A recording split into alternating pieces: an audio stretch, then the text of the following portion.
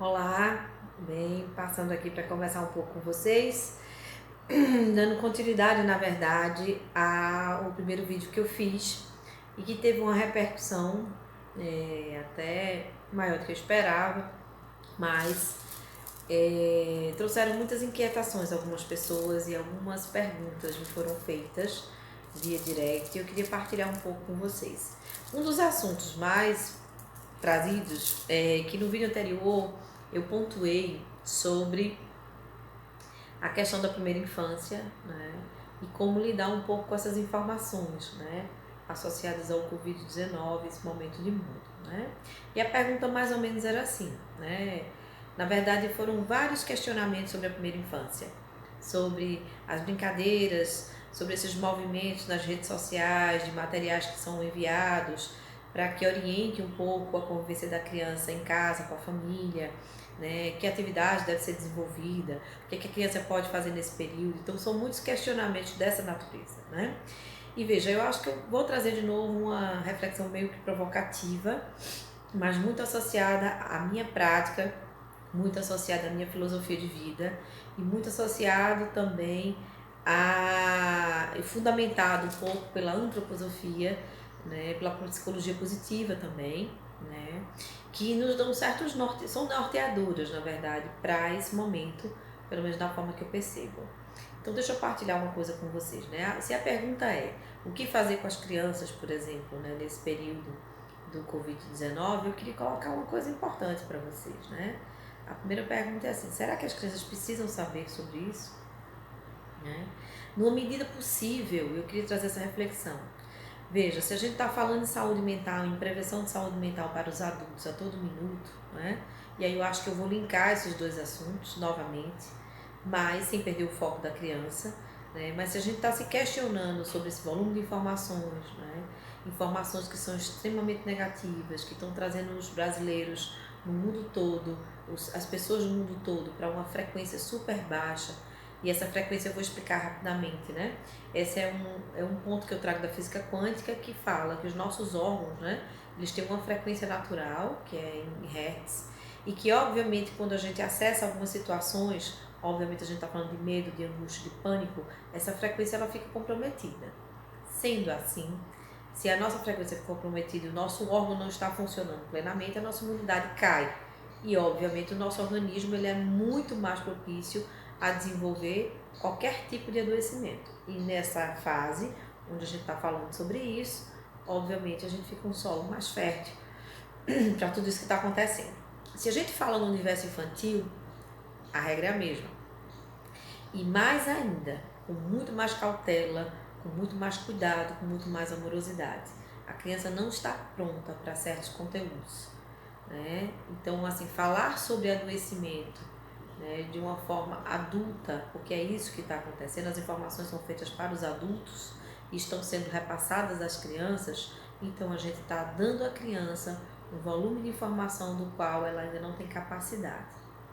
Na antroposofia, a gente fala de setênios, a gente fala do desenvolvimento do indivíduo a partir do seu 0 ano, né, até os 21 anos, onde ele vai desenvolver, né, vamos dizer assim, forças, né, forças necessárias para que na vida adulta ele possa ser um adulto mais resiliente, que tenha mais inteligência emocional e que consiga lidar mais com conteúdos de uma fase após os 21 anos.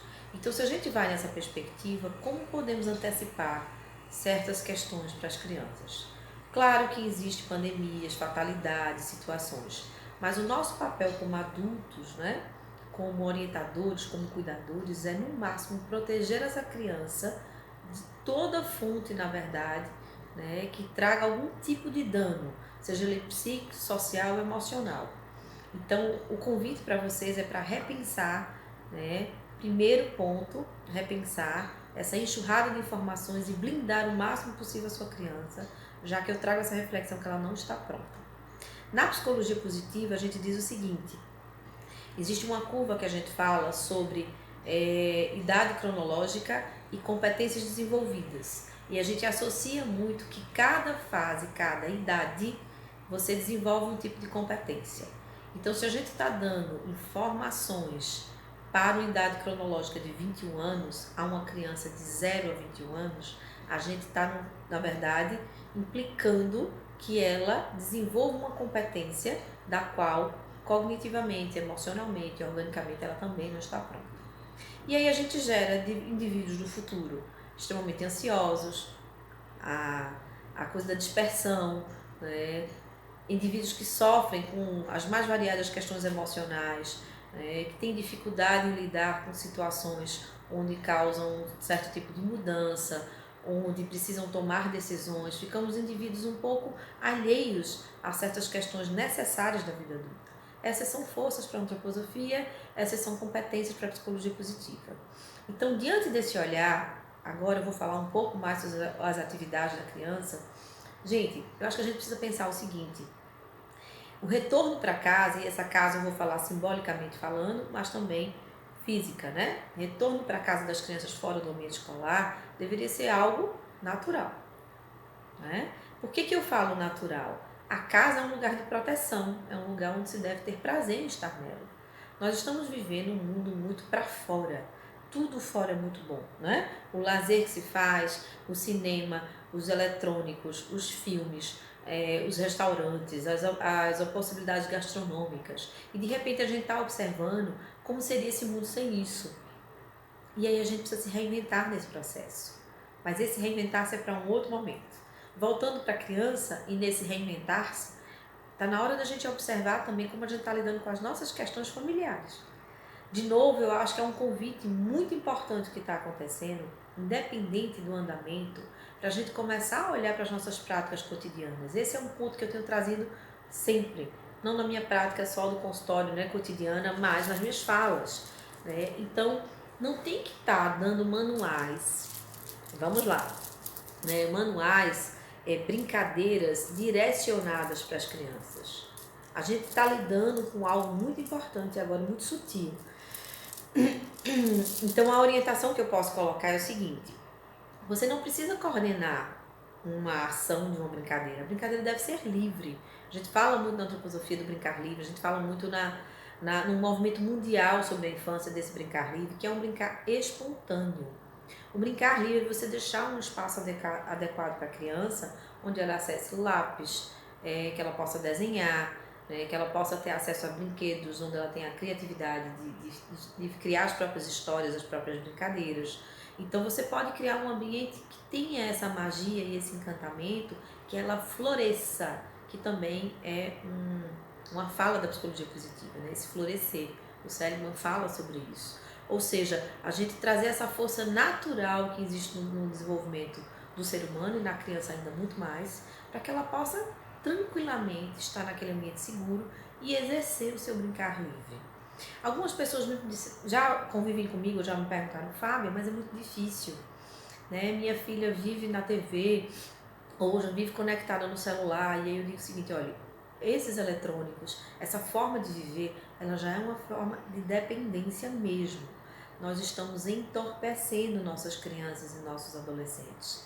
Então as atividades dirigidas, às vezes elas não estão nessa mesma medida, mas elas causam também, vamos dizer assim, quase que um atrofiamento nesse sentido, né, de que você não permite que a criança crie por si só. Então, se sua filha, seu filho, sua criança, a criança que você convive, tem uma tendência, né, a ser mais...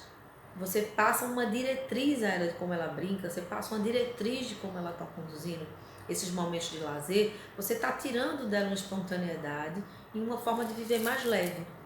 Então, meu convite é para que essa prática em casa, né, seja um aprendizado para todos. Eu sei que não é fácil, não é? Crianças que estão nessa idade escolar estarem em casa 24 horas com os pais nesse momento, porque elas demandam muitas questões, não é só o brincar. Mas se você começa a estimular esse lugar saudável, esse lugar onde ela pode criar, ela com o tempo vai desenvolvendo naturalmente a brincadeira. Eu tenho um filho de 2 anos, que é o Romeu, e tenho o Theo, de 4 anos. E a gente desenvolveu lá em casa, com muito pouca coisa, 2 espaços, que são os quartos que eles têm, que poderia ser um só, né? Com atividades que na verdade não são atividades, né? São locais que são propícios a isso, né? Então são camas que são Montessori, aquelas simples que poderia ser um colchão apenas, coisas que estão no alcance deles, eles podem tirar o livrinho, a historinha.